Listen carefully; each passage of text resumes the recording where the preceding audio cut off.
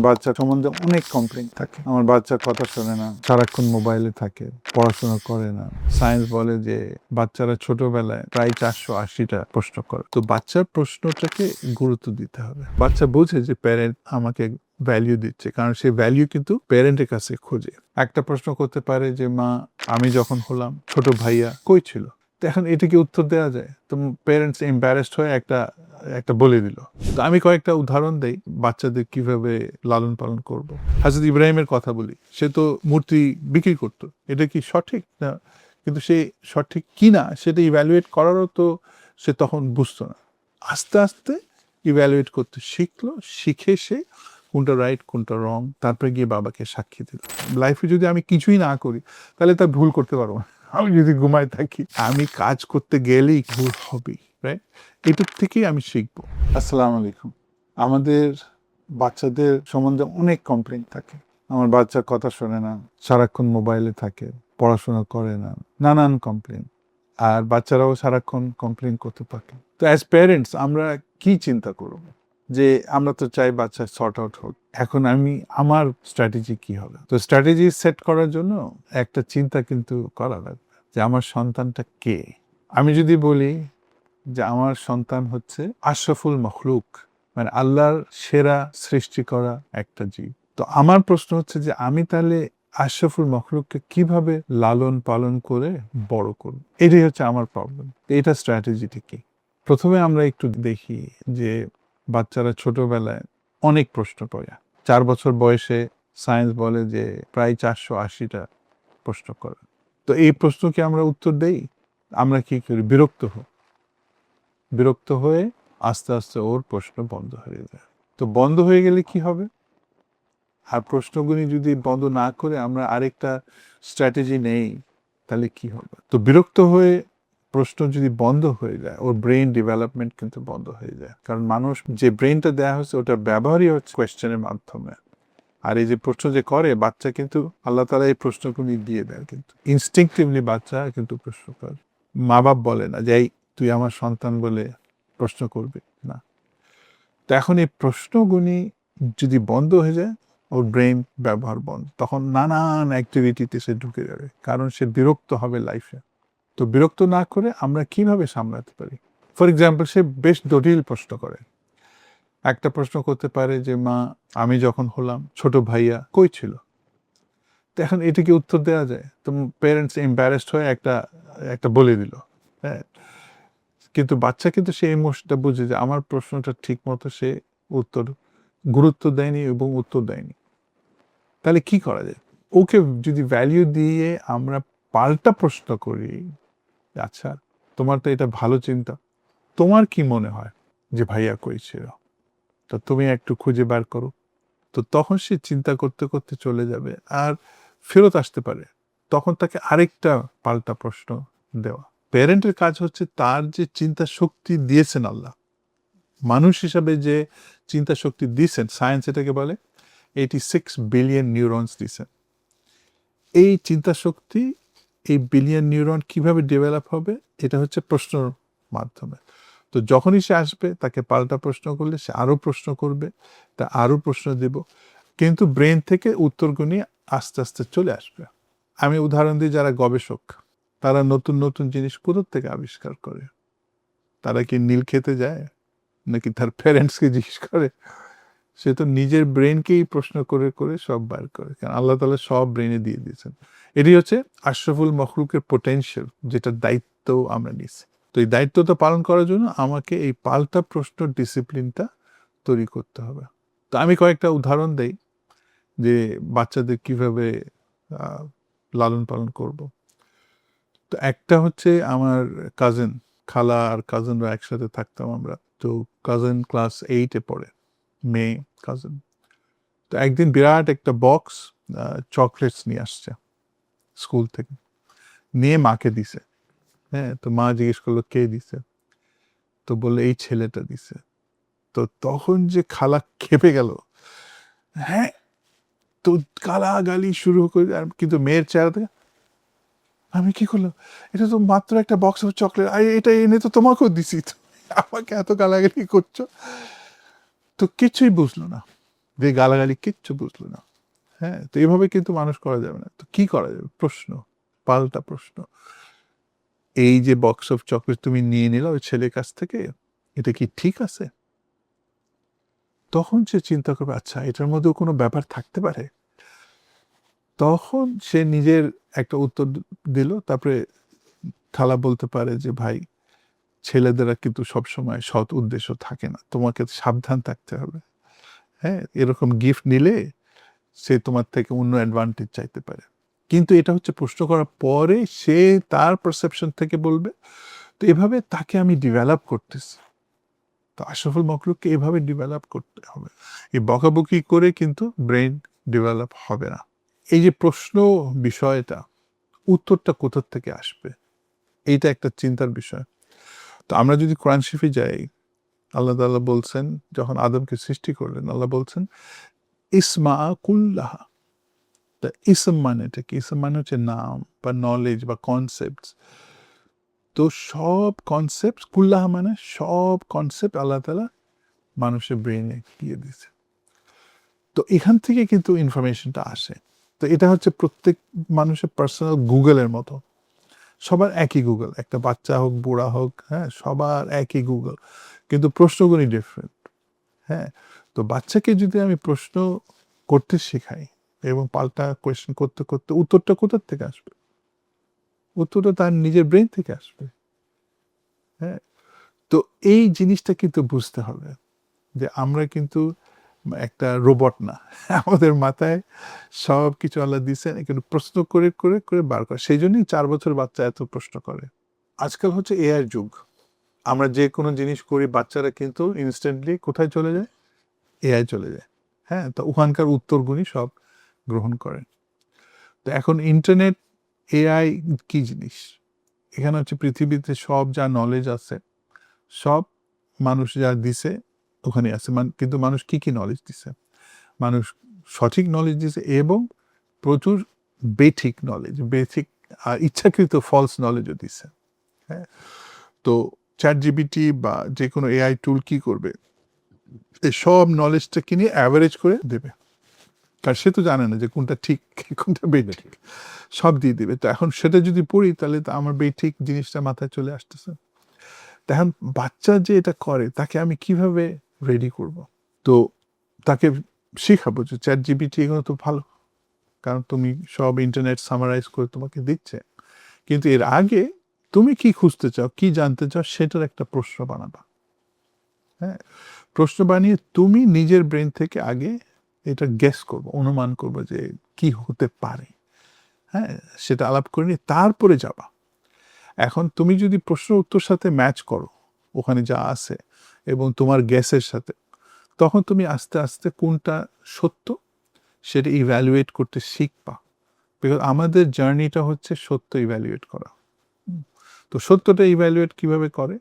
আমি হযরত ইব্রাহিম এর একটা গল্প থেকে বলি। হযরত ইব্রাহিমের বাবা কি ছিলেন? কি নাম ছিল? আজহার। উনি কি করতেন? মূর্তি বানাতেন।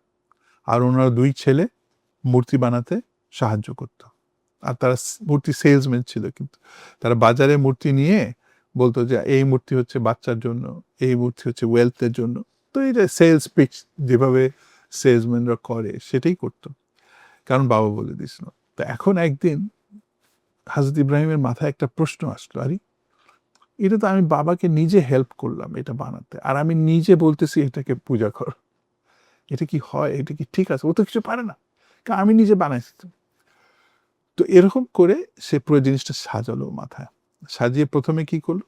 ওর বাবা যতগুনি জিনিস পূজা করে সব লিস্ট করলো। লিস্ট করে শেষে লিস্টে ছিল আল্লাহ ছিলেন। হ্যাঁ? আল্লাহকেও তারা ডাকতো এবং সব মূর্তিকেও পূজা করত। একইভাবে এখন যে অনেক ধর্ম হয়ে গেছে সবকিছুই পূজা করে। প্রত্যেকটার উপর সে প্রশ্ন বানানো। যে এটা কি গড হতে পারে? গড হলে কি, কি করত?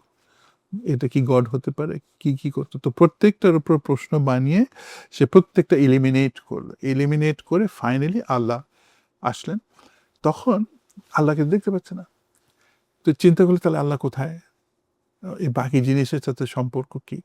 তখন সে আল্লাহ কনফার্ম করলেন যে হ্যাঁ, আল্লাহ অ্যাকচুয়াল সৃষ্টিকর্তা। তো দৌড়ায় দৌড়ায় তার বাবাকে বললেন যে আমি সাক্ষী দিচ্ছি আশহাদু আল্লা ইলাহা ইল্লাল্লাহ, যতগুলি তুমি ইলা ওয়ার্শিপ করো একটাও না, শুধু আল্লাহ। কিন্তু সে কিভাবে বার করছে? সে গবেষণা করে বার করছে, প্রশ্ন করে করে এই অ্যাবিলিটির জন্যই কিন্তু হযরত ইব্রাহিমকে বলা হচ্ছে father of all the Nations. মানে আপনার যে খ্রিস্টান, ইহুদি, মুসলমান সব ধর্ম সে কিন্তু বাবা। হ্যাঁ, তো এই প্রসেসটাই বলছে যে ফলো করবে তারা হবে মুসলিম। তো আমাকে এই আমার আশরাফুল মখলুক সন্তানকে এই প্রসেসটা কিন্তু শেখাতে হবে। কারণ ইন্টারনেট থেকে যেটা পাবো, দোস্ত থেকে যেটা পাবো, অন্যদের থেকে যেটা পাবো, প্রত্যেকটা আমি কিন্তু ইভ্যালুয়েট করব। ইভ্যালুয়েট করে আমি সত্যটা কি সেটা বের করে এই অ্যাবিলিটিটা ডেভেলপ করতে হবে অ্যাজ আশরাফুল মখলুক। তো হযরত ইব্রাহিমের যে গল্পটা বললাম, হ্যাঁ, কোনটা রাইট কোনটা রং, হ্যাঁ, সে তো একদিনে সর্ট আউট করতে পারেনি। কারণ সে তো বাবার মূর্তি গুণে বিক্রি করতো, সেলসগিরি করতো। হ্যাঁ, তারপরে আস্তে আস্তে প্রশ্ন আসলো। হ্যাঁ, তো সেই সত্যটা কিন্তু একদিনে খুঁজে পাইনি, কিন্তু লেগেছিল, মোটিভেশন ছিল যে আমি সত্যটা খুঁজে বার করব। হ্যাঁ, তো এই সত্যটা বার করার জন্যই কিন্তু মানুষকে সৃষ্টি করা হয়েছে। তো এই সত্যটা বার করার প্রসেস হচ্ছে কোয়েশ্চেন করা প্রত্যেকটা জিনিসের উপরে। হ্যাঁ, আর এখানে আরেকটা জিনিস বলে রাখি, আমাদের আমি তো 86 বিলিয়ন নিউরন বললাম যে এখানে আল্লাহ দিয়েছেন, কিন্তু এখানেও হার্টেও 40,000 নিউরন দিয়েছেন। আর এটা সবচেয়ে বেশি অ্যাক্টিভ। আর এখানে কে কাজ করে? আমাদের বন্ধু ইবলিস কাজ করে সারাক্ষণ এখানে। সে একটা একটা ধোঁকা দিচ্ছে। হ্যাঁ, সো এই ধোঁকাটা কিভাবে ইভ্যালুয়েট করব, এটা একটা প্রবলেম। আরেকটা প্রবলেম হচ্ছে ধোঁকাটা কোনটা আর আমার নিজের চিন্তা কোনটা, এইটাও তো আমি বুঝতে পারছি না। হ্যাঁ, অর্থাৎ এই ডিসিপ্লিনটা প্রত্যেক চিন্তার উপরে চালু করতে হবে যে এই জিনিসটা কেন, হ্যাঁ, এই জিনিসটা মানেটা কি, কিভাবে হবে, হ্যাঁ, এটা উপকারটা কি, এই প্রশ্নগুলি কিন্তু করা লাগবে। তা আমি আরেকটা উদাহরণ দিই যে সায়েন্স তো বলে যে মানুষ বানর থেকে আসছে। তো কি দেখে বানর থেকে আসছে? তো ধরো আমরা যদি জঙ্গলে যাই, দেখবো যে দুইটা মেল বানর মারামারি করছে, আর পাশে একটা ফিমেল বানর দাঁড়ায় আছে। হ্যাঁ, তো ও বলতেছে ও আমার গার্লফ্রেন্ড, ওদের ভাষায় ও বলছে না এ আমার গার্লফ্রেন্ড। হ্যাঁ, তো আমরা যখন যদি এই যে এতক্ষণ ইউনিভার্সিটি হয়েছে এগুলো যদি ঘোরাঘুরি করি, আমরা কি একই চিত্র দেখবো? দুই ছেলে দাঁড়িয়ে আছে মারামারি করছে, পাশে একটা মেয়ে দাঁড়িয়ে আছে, ও বলছে ও আমার গার্লফ্রেন্ড। হ্যাঁ, সো সেম বানর যা করে আমরা এক্স্যাক্টলি তাই করি। হ্যাঁ, বানর খায়, ঘুমায়, মারামারি করে, বাথরুম করে, বাচ্চা কাচ্চা করে, সেম। লেজ, হ্যাঁ, বলা যায় যে লেজ নাই, কিন্তু লেজ আছে। আল্লাহ তাআলা কি করেছেন? ভিতরে পিছনে ঢুকাই দিচ্ছেন আমাদের লেজ কিন্তু আছে। এই যে মেরুদণ্ড শেষে কিন্তু লেজের মতো জিনিসটা আছে। তাহলে ডিফারেন্সটা কোথায়? ডিফারেন্সটা হচ্ছে যে একটা ইসমাকুল্লাহ একটা ব্রেন দিয়েছেন, যেটা একটা ডিকশনারি। সো আমি প্রত্যেকটা কাজের সাথে ওই ডিকশনারি থেকে আমি কোয়েশ্চেন করে করে এগুলোর মিনিংটা বার করবো, মিনিংটা বার করে কম্পেয়ার করব। হ্যাঁ, তো এটাই হচ্ছে মানুষের মানে মানুষের পারপাস, যে সে সত্যটা খুঁজে বার করবে। যে আল্লাহ বলছেন যে আমি মানুষকে সৃষ্টি করছি যে আমার সত্যটা ইস্টাবলিশ করার জন্য, যেটা হযরত ইব্রাহিম করছেন।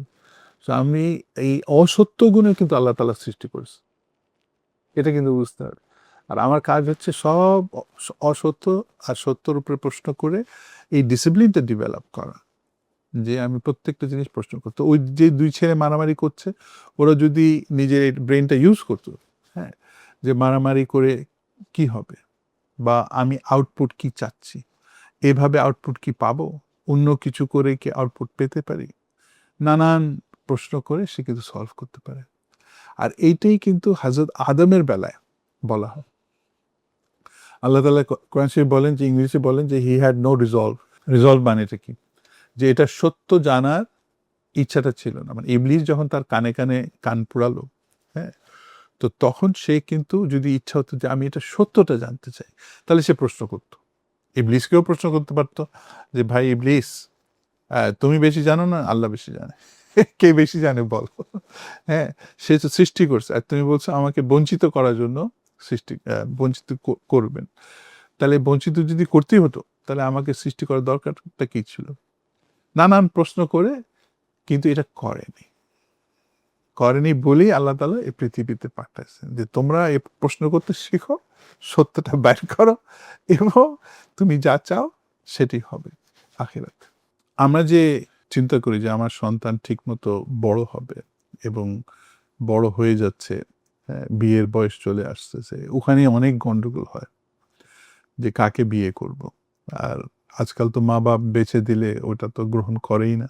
তো কিভাবে এইসব জিনিস সামলাবো? তো একটা গল্প বলি, তারপরে এটাকে সলভ করা যায় কিনা দেখি। গল্পটা হচ্ছে যে ইন্টারনেটে এই স্টোরিটা ভাইরাল হয়ে গেছে। মানে 3 মিলিয়ন 4 মিলিয়ন ভিউজ হয়ে গেছে। তো স্টোরিটার নাম ছিল marriage is not for you. হ্যাঁ, বিয়ে তোমার জন্য না। তো এটা হচ্ছে টাইটেল। ভিতরে ছিল যে 2 বছর ধরে মানে এনগেজমেন্ট করে রেখেছে। এখন বিয়ের তারিখ ফেলে দিছে। তো বিয়ের তারিখটা ধরো 1 সপ্তাহ বাকি আছে।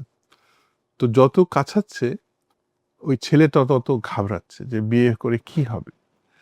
তো ফাইনালি না পারতে সে তার বাবার কাছে গেল যে ড্যাড, হ্যাঁ, কি করব? হ্যাঁ, I am really confused. So son, what is the problem? পুরো ঘটনাটা বলল। ঘটনাটা বলার পরে তার বাবা বলল, "son, marriage is not for you." "Dad, I just have 2 more days to go and you're saying marriage is not for me." Calm down. Be patient. So সে বলল যে marriage is not for you. Marriage is for her. What do I mean, son? If you marry only if you want to please her, ওকে যদি খুশি করতে চাও, কোনো মেয়ে যদি থাকে তাকে তুমি খুশি করতে চাও, তাহলে তুমি বিয়ে করবা। যদি তুমি নিজেকে খুশি করতে চাও, তাহলে বিয়ে করো না। বিকজ তোমাকে কেউ খুশি করতে পারে না। ঠিক আছে? সো এই পয়েন্ট অফ ভিউটা দিল যে তুমি যদি তাকে খুশি করো আর সে যদি তোমাকে খুশি করতে চায়, তাহলেই হচ্ছে বিয়ের একটা ফর্মুলা তৈরি হচ্ছে। তো এখন এই যে মা-বাপের কাছে যখন আসে, তাকে কিন্তু এই ধরনের মানে ইনস্টেড অফ সেইং যে this is what it is, হ্যাঁ? তোমাকে চিন্তা করতে হবে এবং পুরা ফর্মুলাটা হচ্ছে যে ভালো মানুষ হওয়া। আমি যেই কাজই করি না কেন আমার টার্গেট হবে ভালো মানুষ। তো ভালো মানুষের ডেফিনিশন কি? ডেফিনিশন হচ্ছে অন্যর উপকার করা। এটাই কিন্তু ভালো মানুষ। আর খারাপ মানুষ হচ্ছে শুধু নিজের উপকার চিন্তা করা। তো ছেলেকে এই গাইডেন্সটা, ছেলে বা মেয়েকে এটাই যে তোমাকে ভালো মানুষ হিসেবে নিজেকে প্রমাণ করতে হবে। আর ভালো মানুষ হলে এইসব জিনিস লাগবে চিন্তার ভিতরে যে কিভাবে তুমি করবা। তো অ্যাজ এ প্যারেন্ট ভুল কি সঠিক কি আমরা কিন্তু বলে দিতে পারবো না। তারা মানবে না। মানে আগের মা-বাপ আর ছেলে-মেয়ে, এখনকার মা-বাপ, ছেলে-মেয়ে টোটালি ডিফারেন্ট যুগ হয়ে গেছে। তো আমাকে তাহলে কি শেখাতে হবে? কারণ সে তো ভুল করতেই পারে। হ্যাঁ? তো তাকে ভুল ম্যানেজমেন্ট শিখাতে হবে। যে তুমি যা করবা এটার উপরে রিফ্লেকশন করবা। যে আমি যেটা আজকে কাজ করলাম এটা কি ঠিক ছিল? নাকি আমি আরো ইমপ্রুভ করতে পারি? আর যদি মনে করি যে ভুল করেছিলাম, বিবেক কিন্তু আমার নিজের। অন্য কারো বিবেক দিয়ে বাচ্চা কিন্তু কাজ করবে না। সে নিজের বিবেক নিয়েই কাজ করবে। যদি মনে করি যে এটা ইমপ্রুভ করতে পারি, তাহলে আল্লাহকে বলবো, "আল্লাহ, আমাকে আরেকটা সুযোগ দাও। আমি আরো বেটার করতে চাই।" এই যে ভুল ম্যানেজমেন্ট, হ্যাঁ? ওকে ভয় থেকে সরিয়ে দেওয়া যে তুমি তো করতে লাইফে যদি আমি কিছুই না করি, তাহলে তো ভুল করতে পারবো না। আমি যদি ঘুমায় থাকি, আমি কাজ করতে গেলেই, কিছু করতে গেলেই ভুল হবেই। রাইট? এটার থেকেই আমি শিখবো। কিন্তু ভুল ম্যানেজমেন্ট, যে রিফ্লেকশন, ডেইলি তুমি নিজের জন্য 15 মিনিট রাখবা যেখানে কোনো ফোন কল না, কিচ্ছু না। কিন্তু নিজের অ্যাকশনগুলোকে ইভ্যালুয়েট করা। ইভ্যালুয়েট করে তুমি যদি মনে করো যে আরো বেটার করতে পারতা, হ্যাঁ? যদি ভুল হয়ে থাকে মাফ চেয়ে নেবা। মাফ চেয়ে নিয়ে তুমি আবার সুযোগ চাইবা যে আল্লাহ আমি আবার এই সুযোগটা চাই, যাতে আমি আবার ইমপ্রুভ করতে চাই। বিকজ এই লাইফের জার্নি কিন্তু এটাই যে ভুল ম্যানেজমেন্ট করে করে শিখে, হ্যাঁ? কারণ ধরো হযরত ইব্রাহিমের কথা বলি, সে তো মূর্তি বিক্রি করতো। এটা কি সঠিক? না, কিন্তু সে সঠিক কি না সেটা ইভ্যালুয়েট করারও তো সে তখন বুঝতো না। আস্তে আস্তে ইভ্যালুয়েট করতে শিখলো, শিখে সে কোনটা রাইট কোনটা রং, তারপরে গিয়ে বাবাকে সাক্ষী দিল। তো এই ম্যানেজমেন্টটাই বাচ্চাদের শেখানো দরকার। তো বাচ্চারা ছোটবেলার থেকে যে প্রশ্নগুলি করে, এই প্রশ্ন ধারণটা বলি, যেমন মা আমি কোথা থেকে আসলাম, ভাইয়া কোথা থেকে আসলো, এই ধরনের প্রশ্নতে খুব ইন্টারেস্টেড। কিন্তু এই প্রশ্নগুলি উত্তর ব্যবস্থা করা হয় না। হ্যাঁ, আমরা একটা বলে দেই যে একটা পরী রেখে দিয়ে গেছে, কিন্তু বাচ্চা যখন দেখে যে এরকম উত্তর, সে কিন্তু উত্তরটা সত্য কি মিথ্যা যাচাই করতে পারবে না, কিন্তু ইমোশনালি বুঝে যে আমার প্যারেন্ট আমাকে ধামাচাপা দিছে, হ্যাঁ, এবং ভ্যালিউ দেয়নি। হ্যাঁ, এরকম আমার লাইফে হয়েছে। আমার এই খালুকে একটা সিরিয়াস প্রশ্ন করেছিলাম, তো তখন খালু একটা ধামাচাপা দিছে। হ্যাঁ, তো এরপরে খালুর কাছে যাইনি, প্রশ্নও করিনি, জানি যে প্রশ্নকে সে ভ্যালিউ দেবে না, এরকম উত্তর দেবে। তো বাচ্চারা কিন্তু এটা বুঝতে পারে, এটা কিন্তু খেয়াল করতে হবে। তো বাচ্চার প্রশ্নটাকে গুরুত্ব দিতে হবে, গুরুত্ব কিন্তু আমরা দেই না। তো সেই জন্য যেটা করেছি যে এই ধরনের প্রশ্নগুলি একটা বইতে নিয়ে আসছে, বইতে নিয়ে এসে ওই প্রশ্নগুলি যাতে বাচ্চারা উত্তর খুঁজে পায় সেটার ব্যবস্থা করছে। তো হচ্ছে যে বাচ্চা যেরকম প্রশ্ন করে ওখানে দেয়া থাকবে, টিচারের প্রশ্নটা করবে বা প্যারেন্ট নিজে করবে, করার পরে সে জোড়া করে দেবে, বাচ্চাদের জোড়া করে দিয়ে তারা ডিসকাস করবে উত্তরটা, ডিসকাস করে যেটা মনে করে তারা দুজনে ইন্ডিভিজুয়াল নিজের খাতায় লিখবে। লেখার পরে তারপর টিচারের সাথে আলাপ হবে, টিচার বলবে যে এই হচ্ছে উত্তর, তোমরা ইভ্যালুয়েট করো, যে কম্পেয়ার করো। কিন্তু এখানে হচ্ছে তার যে ছোটবেলার থেকে যে ক্রিটিক্যাল থিঙ্কিংয়ের যে জায়গাটা ওকে ফেরত নিয়ে যাচ্ছে, ফেরত নিয়ে এসে তাকে চিন্তাটাকে কমপ্লিট করাবার একটা ব্যবস্থা করা হয়েছে এই বইগুলোর মাধ্যমে। যে লাইফের বেসিক প্রশ্ন যেগুলি তুমি যেগুলি ছোটবেলায় করতে, সেগুলা আমরা একসাথে নিয়ে আসছি, তোমরা এগুলি সর্ট আউট করো। তো এই জন্যই এই বইটা লেখা। এই বইটার নাম হচ্ছে হাতে কলমে ইসলাম শিক্ষা। তো এটা কিন্তু ক্লাসরুম লাগবে না, এটা হচ্ছে প্যারেন্টসদের জন্যই। প্যারেন্টসরা আগে একটা চ্যাপ্টার দেখবে, দেখে ওখানে শুরুতে যে প্রশ্নগুলি আছে বাচ্চার সাথে করবে, করে আলাপ আলোচনার মাধ্যমে সে উত্তরগুলি বাচ্চা লিখবে। হ্যাঁ, তো এখানে সুবিধা হচ্ছে যে প্যারেন্টকে হয়তো নিজেও কিছু রিসার্চ করতে হবে, নিজেও কিছু বুঝতে হবে, বিকজ আমরা আসলে এই ক্রিটিক্যাল থিঙ্কিংয়ের জায়গায় নেই। কিন্তু মা আর বাচ্চা মিলে এই প্রশ্নগুলি উত্তরগুলি বাইর করবে, বার করলে যেটা হবে বাচ্চার সাথে একটা ক্লোজনেস আসবে, সে বুঝবে যে মা বা বাবা আমাকে গুরুত্ব দিচ্ছে। আর গুরুত্ব দিলে যেটা হবে সে তখন কথাও শুনবে, সে বুঝবে যে এটা তো আমার জন্য। হ্যাঁ, তো এই বইগুলা সেভাবে ব্যবহার করা যায়। আর এখানে এক পাতা দেখাই, যেমন এইগুলো হচ্ছে যে আমরা আশেপাশে যে জিনিসগুলো দেখি তৈরি করা বা সৃষ্টি করা জিনিস, হ্যাঁ, তো আল্লাহর সৃষ্টি করা আর মানুষের তৈরি করার জিনিস তফাৎ আছে। হ্যাঁ, তো তফাৎগুলি আলাপ করে তারপরে এই যে প্রশ্নগুলি আছে এগুলি উত্তর দিয়ে তারপরে ফাইনালি এই ডিসকাস করলো যে ঠিক আছে কিনা, আর অ্যাসাইনমেন্ট থাকলো। তো অ্যাসাইনমেন্টটাও প্যারেন্টদের সাথে মিলে বাচ্চা করতে পারে। তো এটা যে স্কুলে করাতে হবে তা না, এখানে 16টা লেসন আছে, প্রত্যেকটা লেসন একইভাবে শুরু হয়, যে আলাপ আলোচনা প্রশ্নের মাধ্যমে মা বাবার সাথে বসে বাচ্চা করবে। হ্যাঁ, তো কয়েকটা যে আমরা ট্রাই করেছি পাইলট, খুবই এনজয় করে। আর যেটা দেখছি যে একটা প্যারেন্ট তার বাচ্চার সাথে বা বাচ্চা প্যারেন্টের সাথে খুব ফ্রি হয়ে গেছে। হ্যাঁ, এখন খেলাধুলাও একসাথে করে। তো বাচ্চা বোঝে যে প্যারেন্ট মানে আমাকে ভ্যালিউ দিচ্ছে, কারণ সে ভ্যালিউ কিন্তু প্যারেন্টের কাছে খোঁজে। তো এভাবে প্রশ্ন করে যদি আমরা আলাপ আলোচনা করি, সে বুঝে যে আমাকে গুরুত্ব দিচ্ছে এবং আমার সমস্যাগুলি সমাধান করতেছে। আসলে এই যে ক্রিটিক্যাল থিঙ্কিংটা কেন আমরা আলাপ করছি, আমাদেরকে কিন্তু ভাবতে হবে যে আল্লাহ তাআলা আমাদেরকে কেন সৃষ্টি করেছে। হ্যাঁ, যেমন গতকালকে একজন এআই এর কথা লিখছে যে এআই নাকি অটোমেটিকলি এখন সব ওয়েবসাইটে ঢুকে সে হ্যাক করতে শুরু করবে। তো আমি এটা উত্তর বললাম যে অবশ্যই সে তো পারবে, কারণটা হচ্ছে আমরা আজকাল ওয়েবসাইটও এআইকে দিয়ে বানাই। তো যে ওয়েবসাইটটা এআই নিজে বানিয়েছে সে তো জানে, তার নারী নক্ষত্র জানে, তার সিকিউরিটি লেয়ার সবই জানে, এইগুলো সে তার নলেজ বেসে ঢুকায় না, ঠিক আছে?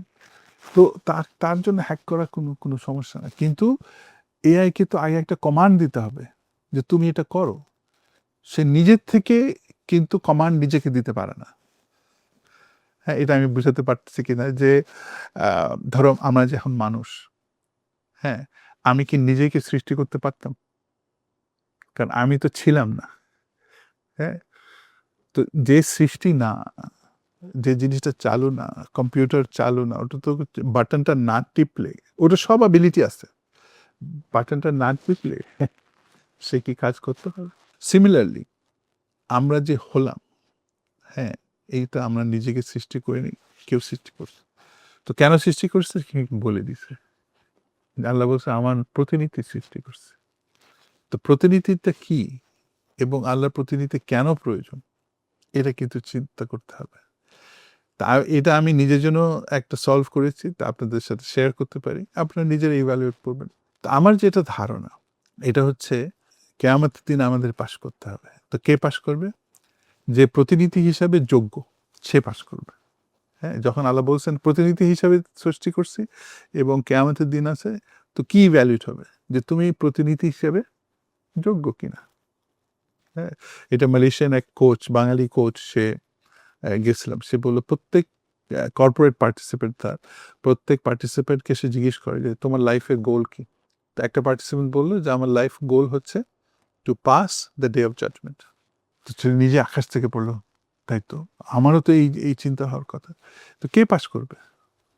তো আমরা যদি আদম কেন সৃষ্টি হয়েছে ওখানে চলে যাই যে প্রতিনিধি, কিন্তু বাচ্চা হিসাবে তো আমি প্রতিনিধি না, আমি নিজেকে তো ডেভেলপ করতে হবে। তো ডেভেলপমেন্টের এই জার্নিটা, কিন্তু কিয়ামতের দিন যদি পাশ করি তাহলে আল্লাহ কি করবে? তো আদমকে যদি প্রতিনিধি হিসাবে পাঠিয়ে থাকেন, এই যে ট্রিলিয়ন্স অফ প্ল্যানেটস আল্লাহ বানাচ্ছেন, এখনো বানাচ্ছেন, এখন সায়েন্স বলে যে beyond the lodge of physics, আমরা জানি না কীভাবে হচ্ছে এগুলো। হ্যাঁ, তো সোর্সটা না থাকতে এগুলো হতো না, কিন্তু এতগুলি কেন দরকার? এমন কি হতে পারে যে প্রতিনিধি হিসাবে যারা পাশ করবে প্রত্যেকে প্ল্যানেট দিয়ে দেবেন, যে এটা আদমের মতো তুমি এই প্ল্যানেট লালন পালন করবা, সব সন্তানকে আমার কথা বলবা, আর এই প্ল্যানেট যখন ভরে যাবে আরও ট্রিলিয়ন প্ল্যানেটস আছে, তো এভাবে চলবে। তো এটা একটা চিন্তা, কিন্তু এটা বেরোবে ক্রিটিক্যাল থিঙ্কিং থেকে, আমাকে নিজে সলভ করতে হবে যে আমি লাইফে কী চাই। আর এই বইগুলি কিন্তু হেল্প করবে বাচ্চাদের এবং প্যারেন্টদের এই সলিউশনে আসতে। 6 লক্ষাধিক পণ্য আর অসংখ্য সুবিধা নিয়ে আস্থার রকমারি আপনার দোরে। যা কিছু দরকারি সাথে আছে রকমারি। বই ও পণ্য অর্ডার করতে ভিজিট করুন এখনই।